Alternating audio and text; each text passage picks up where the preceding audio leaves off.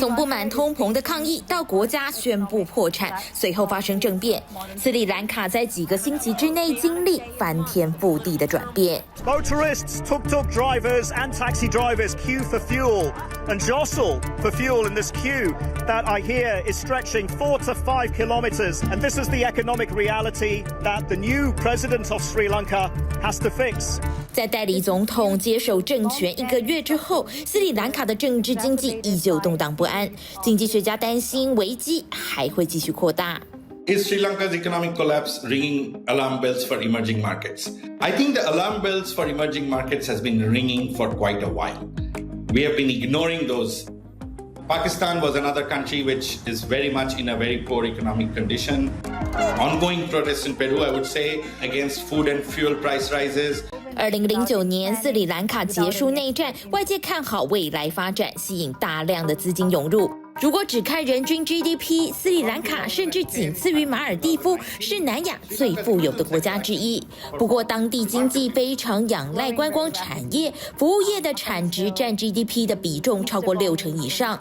但2019年复活节恐怖攻击重创当地观光，还没等复苏，又是一波疫情来袭。But then the most critical thing was the COVID, which stopped all tourism everywhere in the world. So everyone was hit.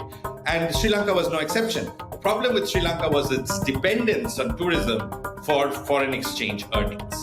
This crisis was kind of precipitated by the fact that that earning just got wiped out overnight. 疫情硬生生斩断外汇金流，苦撑2年的斯里兰卡好不容易等到疫情缓解，又遭逢俄乌战火带来的粮食危机以及能源价格暴涨。光是买食物就要多花60%的价钱。根据联合国粮食计划署估算，当地有90%的民众过着3餐不济的日子。沉重的外债更是把斯里兰卡压得喘不过气来，成为压垮骆驼的最后一根稻草。So what's changing now is that we're coming out of this low interest rate environment. Interest rates are going to be higher going forward, and many of these emerging markets will have foreign currency denominated or dollar denominated debt. And the dollar is strengthening because of the current monetary policy regime in the US. So all of these, together with a few idiosyncratic shocks, could make another emerging market go into crisis.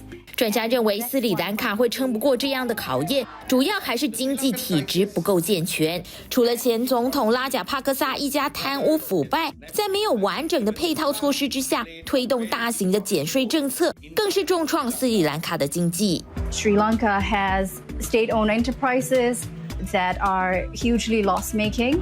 They have regulated industries, state control of a lot of arenas of the financial and economic sector. Just before the COVID shock hit, these tax policies were put Sri Lanka in a place where government revenues fell even further. It was getting harder and harder to service debt.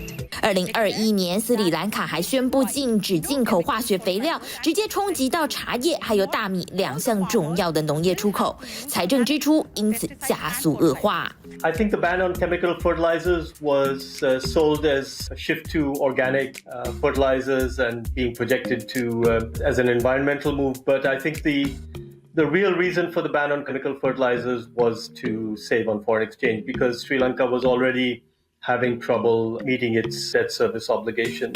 层层叠叠的压力之下，导致斯里兰卡政府被迫宣告破产。但专家担心，随着通膨始终没有缓解，风暴还会再扩大。Many countries had similar problems in terms of losing sources of foreign exchange, having their public finances negatively affected.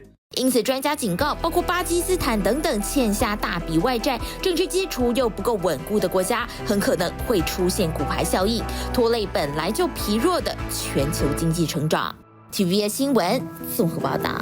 想扩大国际视野，掌握趋势，请订阅专门报道国际新闻的 YouTube 频道 TVBS 国际 Plus， 记得要开启小铃铛哦。